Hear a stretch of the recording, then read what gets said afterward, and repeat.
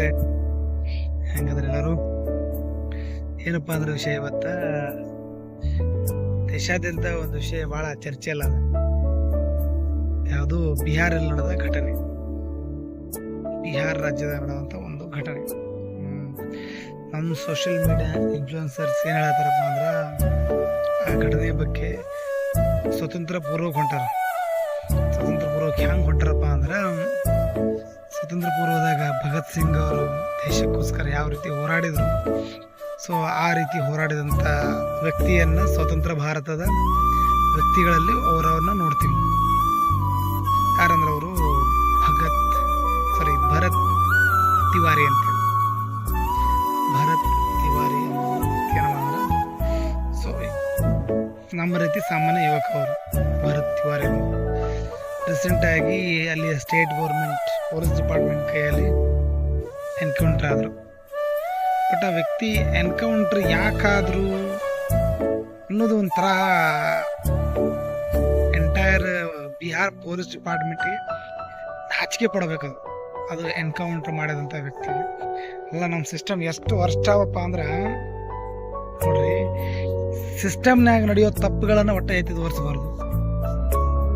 System ನಡೆಯುವಂಥ ಕೆಲವೊಂದಿಷ್ಟು ತಪ್ಪುಗಳನ್ನು ಹೇಳಬಾರ್ದು. ನೀವು ತಪ್ಪು ಮಾಡಾಕತ್ತೀರಿ, ಭ್ರಷ್ಟಾಚಾರ ಮಾಡಾಕತ್ತೀರಿ, ಕಲ್ಯಾಣ ಕೆಲಸಗಳನ್ನು ಮಾಡ್ತಾ ಇಲ್ಲ ನೀವು ಅಂತ ಹೇಳಿದ್ರೆ ಸಾಕು.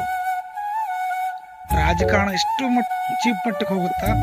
ಅಲ್ಲಿಯ ಸಾಮ್ರಾಟ್ ಚೌಧರಿಯವರು ಏನು ಮಾಡಾಕತ್ತಾರ, ಪ್ರೆಸೆಂಟ್ ಚೀಫ್ ಮಿನಿಸ್ಟರ್,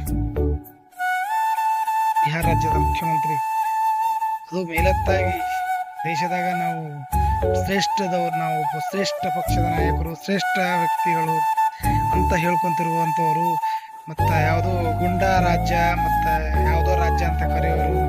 ಇನ್ನು ನೀವು ಯಾವ ರಾಜ್ಯಕ್ಕೆ ಹೋಲಿಕೆಗೆ ಸಾಟಿ ಆಗ್ತೀರಿ? ಐ BJPಯ ಕಾರ್ಯಕರ್ತ ನಾನೊಬ್ಬ. ಅಸಹ್ಯ ಅನ್ಸುತ್ತೆ. ನಿಮ್ಮ ಸ್ಟೇಟ್ ಒಳಗೆ ನಮ್ಮ ಪಕ್ಷ ಆಡಳಿತ ಮಾಡುವಂಥ ರಾಜ್ಯದ ಇಂಥ ಘಟನೆಗಳು ನಡೀತಾವಂದ್ರೆ ನಮ್ಮ ಪಕ್ಷಕ್ಕೂ ಸೇಮ್ಲೆಸ್ ಇದು. ಎಲ್ಲಿದ್ದೀರಿ ಏನು ಸುದ್ದಿ? ಮತ್ತು ಅವ ಮೇಲತ್ತಾಗಿ BJPಯ ಕಟ್ಟ ಕಾರ್ಯಕರ್ತ ಅಂತ ಭರತ್ ತಿವಾರಿ ಅಂತ, BJPಯ ಕಟ್ಟ ಕಾರ್ಯಕರ್ತ. ಯಾರನ್ನ ಉಳಿಸ್ಕೊಳಕಾರ ನೀವು? ನಿಮ್ಮ ಕೈಯಲ್ಲಿ ಆಗತ್ತೆ? ಅಲ್ರೂ ನೀವು ತಪ್ಪು ಮಾಡಿರೋದ ಖರೆ ಅದ, ಅಲ್ಲಿ ಗೌರ್ಮೆಂಟ್ ತಪ್ಪು ಮಾಡಿರೋದ ಅದ. ತಪ್ಪನ್ನು ಎತ್ತಿ ತೋರಿಸಿದಾಗ ನೀವು ಕೊಲ್ತೀರ ಅಂದಮೇಲೆ ಮತ್ತು ಸಾಮಾನ್ಯ ಜನರು ಅಥವಾ ನಾವು ಸ್ವತಂತ್ರ ಭಾರತ ಆಗದೀವೋ ಇನ್ನೂ ಬ್ರಿಟಿಷರ ಕೈಯಾಗ ಆಳಿಸ್ಕೊಳಕತ್ತೀವೋ ಗೊತ್ತಾಗಲ್ಲ. ಏನು ಇದಲ್ಲ ರೀತಿ. ನಾವು ಸ್ವತಂತ್ರ ಭಾರತದಾಗದೀವಿ, ಇತ್ತು ನಾವು ಸಂವಿಧಾನ ಅಡಿಯಲ್ಲಿ ಕೆಲಸ ಮಾಡಕತ್ತೀವಿ. ನಮ್ಮ ದೇಶಕ್ಕೆ ನಮ್ಮದೇ ಆದಂಥ ಮಹತ್ವ ಅದ, ನಮ್ಮದೇ ಆದಂಥ ಗೌರವ ನಮ್ಮ ದೇಶಕ್ಕೆ. ನೀವು ಅದು ಬಿಟ್ಟು ಈ ರೀತಿ ವರ್ತನೆಗಳು ತೋರ್ತಾ ಹೋದ್ರೆ ಭಾಳ ಶೇಮ್ಲೆಸ್ ಇದು ಆ ಗೌರ್ಮೆಂಟಿಗೆ. ಅಲ್ಲ ರೀ, ಅವ ಸರೆಂಡರ್ ಆಗ್ಯಾನ, ಮಾಡಿದ ತಪ್ಪರೇನು? ಸರಿ ಆಯಿತು, ನಿಮಗೆ ನಾನು ಇದು ಮಾಡೋದಿಲ್ಲ, ಆಯ್ತು ನನ್ನ ಅರೆಸ್ಟ್ ಮಾಡಿ, ನಾನು ಮಾಡಿದ್ದು ತಪ್ಪದ, ಅಥವಾ ನಾನು ಬೇಡ್ಕೊಂಡಿದ್ದು ತಪ್ಪದ, ನನಗೆ ಅಭಿವೃದ್ಧಿ ಮಾಡೋದು ತಪ್ಪದ, ಏನಪ್ಪ ಅಂದ್ರೆ ಕಷ್ಟದಾಗಿರೋರಿಗೆ ಸಹಾಯ ಮಾಡಿ ಅಂತ ಹೇಳಿದ್ದು ತಪ್ಪದ. ಸರೆಂಡರ್ ಆಗ್ಯಾನ. ಸರೆಂಡರ್ ಆದವನ್ನ ಕೊಲ್ಲೋದು ಯಾಕೆ? ಎನ್ಕೌಂಟರ್ ಮಾಡೋದು ಯಾಕೆ? ಜೈಲ್ ಅದ, ಸಿಸ್ಟಮ್ ಅದ, ಕೋರ್ಟ್ ಅದ, ಎಲ್ಲದ್ರ ಕೈಯಾಗಿ ನೀವು ಕೊಡ್ಬೋದು. ಬಟ್ ನೀವು ಯಾಕೆ ಈ ರೀತಿ ಡಿಸಿಷನ್ ತೊಗೊಂಡ್ರಿ? ಸೊ ಪೊಲೀಸ್ ಡಿಪಾರ್ಟ್ಮೆಂಟ್ ನಿಮ್ಮ ತಪ್ಪು ಏನು? ಅಲ್ಲಿಯ ಸರ್ಕಾರ ನಿಮ್ಗೆ ಹೇಳಿದ ರೀತಿ ಏನಪ್ಪ ಅಂತೀವಿ. ದೇಶದಾಗ ಹೆಂಗಿದಪ್ಪ ಅಂದ್ರೆ ಪರಿಸ್ಥಿತಿ, ಯಾರೋ ಒಬ್ರು ಇದು ತಪ್ಪು ಹೊಂಟದ, ತಪ್ಪು ಆಗಾಕತ್ತದ, ಇದನ್ನು ಸ್ವಲ್ಪ ತಪ್ಪು ಮಾಡಾಕತ್ತಾರ ಅಂತ ಹೇಳಂಗಿಲ್ಲಲ್ಲ. ಹೆಂಗನ್ಸುತ್ತೆ? ಪ್ರಜಾಪ್ರಭುತ್ವ ಮೇಲೆ ನಾಚಿಗೆ ಬರ್ತದ. ಅಲ್ಲ ಕೇಳಿದ್ದಾರ ಏನು? ಸಾಮಾನ್ಯ ಯುವಕ ಕೇಳಿದ್ದಾರ ಏನು?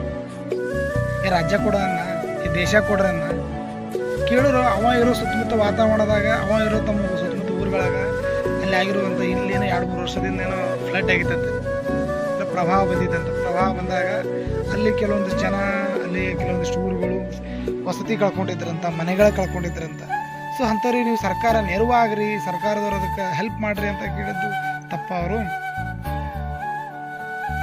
ಸಿಸ್ಟಮನ್ನು ಯಾವ ರೀತಿ ರನ್ ಮಾಡಕತ್ತೀರೋ ಒಂದು ಗೊತ್ತಾಗಲ್ಲ. ಒಂಥರ ಶೇಮ್ ಅನಿಸುತ್ತೆ, ಒಂಥರ ಅಸಹ್ಯ ಅನಿಸುತ್ತೆ. ಮತ್ತು ಮೇಲತ್ತಾಗಿ ಆ ಪಾರ್ಟಿ ಅಲ್ಲಿ ಆಡಳಿತ ಮಾಡುವಂಥ ಪಾರ್ಟಿ ಅದಕ್ಕೊಂಥರ ಶೇಮ್ ಅನಿಸುತ್ತೆ. ಆ್ಯಸ್ ಎ ಕಾರ್ಯಕರ್ತ ನನಗೆ ಅಸಹ್ಯ ಅನಿಸುತ್ತೆ. ಎಂಥ ಪಾರ್ಟಿಯಪ್ಪ ಅಲ್ಲಿ ತಂದಿವಪ್ಪ ನಾವು ಅನಿಸುತ್ತೆ. ಈ ರೀತಿಯ ವಾತಾವರಣವನ್ನು ಬೆಳೆಸ್ಕೊಳ್ಳೋದು ಅಥವಾ ಬಿಲ್ಟ್ ಮಾಡೋದು ಸರಿಯಲ್ಲ. ನಾವು ದೇಶನ ಬೇರೆ ರೀತಿ ನೋಡ್ತದೆ ಪ್ರಪಂಚ, ನಮ್ಮ ದೇಶನ. ಸರಿಯಪ್ಪ, ಎಲ್ಲ ಮಾಡಕ್ಕೆ ಹೋಗ್ಬೇಡ್ರಿ. ಈಗ ಆ ವ್ಯಕ್ತಿಯ ಪರಿಸ್ಥಿತಿ ಹಂಗೆ, ಆ ವ್ಯಕ್ತಿಯ ಮನೆ ಪರಿಸ್ಥಿತಿ ಹಂಗೆ ಅನ್ನೋದು ಭಾಳ ಚಿಂತಾಜನಕ ಕೇಳಿ ಮಾಡ್ಯದ ಮನುಷ್ಯ. ವೆರಿ ಸ್ಯಾಡ್, ಭಾಳ ಬೇಜಾರು ಅನ್ಸುತ್ತೆ. ಸ್ವತಂತ್ರ ಭಾರತದ ಭಗತ್ ಸಿಂಗ್ ಅಂತ ಕರಿತೀವಿ ಅವನು.